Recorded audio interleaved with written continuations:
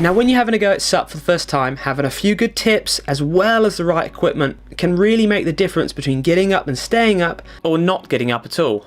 So first off, make sure you're on a nice wide stable board for your first attempt at paddleboarding. Now for most people, a 32 inches wide board would be ideal, or maybe go for a board a little bit wider in width if you're larger, or for less confident individuals. Then you need to find a nice flat calm location for your first try.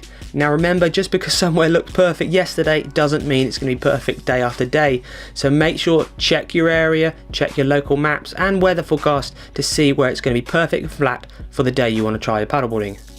So when you start, adjust your paddle to the correct height before you get afloat. For beginners, this is approximately 6 inches above your head. If your paddle is too short or too long, if you do get to your feet and start paddling, then you might feel a little bit more unstable because of the paddle height. Now when you're paddleboarding, you do use your toes a great deal to help you balance when standing, so going barefoot on a paddleboard is always a good idea when starting off. Also, you might find you get cramped more in your feet if you're wearing shoes, wetsuit boots or flip-flops.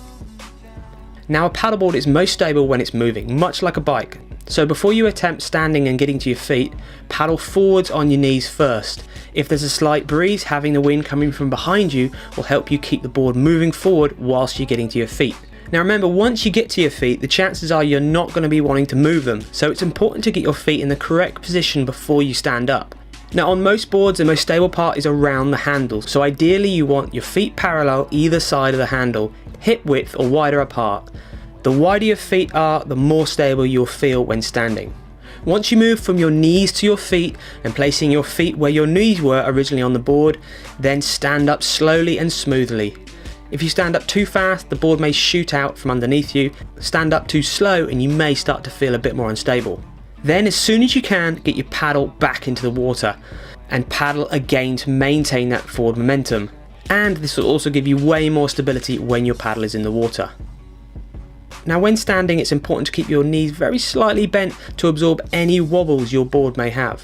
Then keep your head up, looking forwards. It's very tempting to look down at your paddle or your feet in the water, but if you do this, you're way more likely to force yourself back downwards or into the water with a big splash. Now paddling with big confident strokes with your whole paddle blade in the water will keep your board moving at speed and you will feel way more stable. So don't be shy, get that paddle in the water and get paddling. Now it's important to stand up on your own time when you're feeling confident to do so. Now there's always going to be somebody that's going to do it fastest or want to be first, but if that's not you, it's well worth taking your time to get the hang of the basic strokes and turning around your board on your knees first. Just don't kneel too long, otherwise you're likely to get pins and needles in your feet and legs and you may ruin your chances of ever standing up. Now finally, I know it's easier said than done, but just try and relax. If that means wearing a wetsuit or going for a swim beforehand so you haven't got to worry about getting wet when you fall off the board, then do so.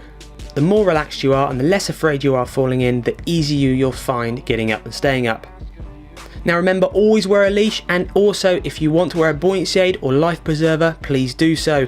But it's also worth remembering that if you do fall in with a buoyancy aid, you might then find it harder to climb back on the board. This all goes back to feeling relaxed. So with these top tips, we can guarantee you're going to be up in no time at all. So make sure to check out the next two parts, which are paddling straight and basics to step back turns.